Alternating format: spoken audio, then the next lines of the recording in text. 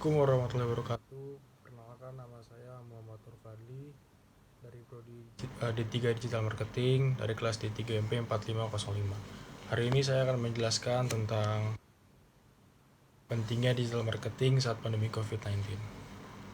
Saat ini Indonesia sedang terpuruk akibat pandemi COVID-19. Dampak pandemi COVID-19 sangat terasa di dunia ini bisnis dan ekonomi.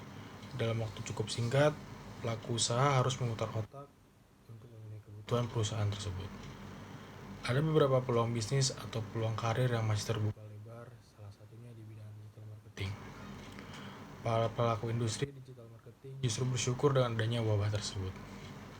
Oleh karena itu, di masa pandemi ini, pelaku usaha diwajibkan untuk mengoptimalkan pemasaran online dan digital marketing sebagai sarana komunikasi dengan konsumennya. Di era digital saat ini, berinteraksi dengan konsumen banyak dilakukan melalui media sosial. Setidaknya ada 5 strategi yang bisa diterapkan oleh pembisnis agar tetap survive di dalam pandemi.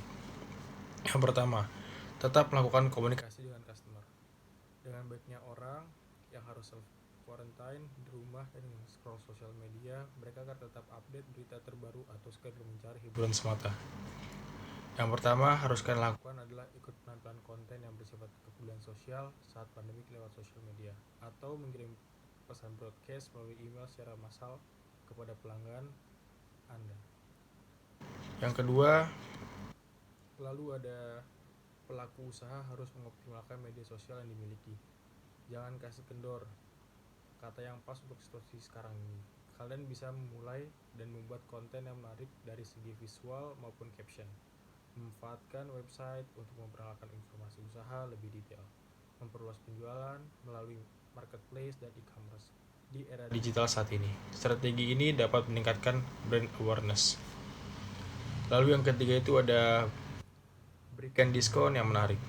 Seperti yang kita tahu, salah satunya dampak dari pandemi COVID-19 ini banyak orang yang di PHK.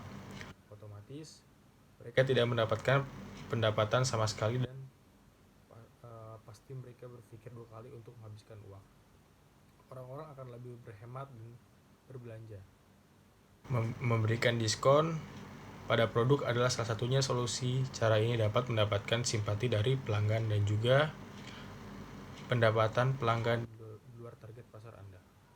Dan tentunya agar pemasaran tetap terus berjalan. Lalu yang keempat, menggandeng influencer. Promosikan produk Anda dengan cara menggandeng influencer. Influencer adalah individual yang memiliki reputasi dan popularitas yang tinggi untuk mempengaruhi banyak orang dalam dunia media sosial. Ini juga merupakan salah satunya cara yang paling efektif agar bisnis Anda berjalan dengan lancar. Oleh karena itu, ditimbulkan dari influencer ini juga menguntungkan kita. Contohnya, bisa membantu meningkatkan brand awareness publik pada toko online dan produk Anda. Menciptakan brand advokat atau pengguna yang loyal. Meningkatkan reputasi dan page ranks.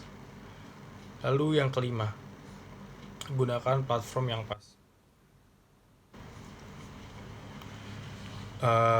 Ini juga bagian yang sangat penting bagi para pembisnis. Konten yang menarik dapat diunggah di berbagai platform. Tetapi gunakan platform yang mendukung bisnis Anda secara online. Oleh karena itu, Anda harus paham di mana konten kalian akan dipublish dan siapa target market Anda. Ada beberapa platform yaitu Instagram, YouTube, Twitter, Facebook, dan yang baru-baru ini mungkin ada TikTok. Lalu yang keenam, tetap tenang dan positif. Awal-awal pandemi pasti merupakan pelaku usaha yang berpikir untuk mengulang tikar usahanya. Tetapi itu salah. Yang harus dilakukan adalah mencari strategi digital marketing yang terbaik untuk membangkitkannya kembali. Jangan pernah panik, karena saat Anda mengambil keputusan di saat panik, itu sangat merugikan perusahaan Anda sendiri. Dan kita harus tetap positif bahwa situasi ini akan segera berakhir dan bisnis Anda tidak akan gulung tikar lagi. Manfaat dan kelebihannya yang dapat melakukan digital marketing itu banyak. Dapat menghubungkan kalian dengan konsumen di internet, dapat menghasilkan penjualan yang tinggi, dan lain-lainnya. Lalu mungkin ini yang terakhir dari saya adalah yang membuat kalian lebih hemat untuk memfokuskan produk itu nilai plusnya, membantu menghasilkan pendapatan tinggi, menjaga posisi kalian terhadap pesaing, membantu kalian bersaing dengan perusahaan besar. Digital marketing mempersiapkan kalian untuk era Internet of Things. Mungkin sekian dari saya. Maaf bila ada salah. Wabillahi taufiq wal hidayah. Wassalamualaikum warahmatullahi wabarakatuh.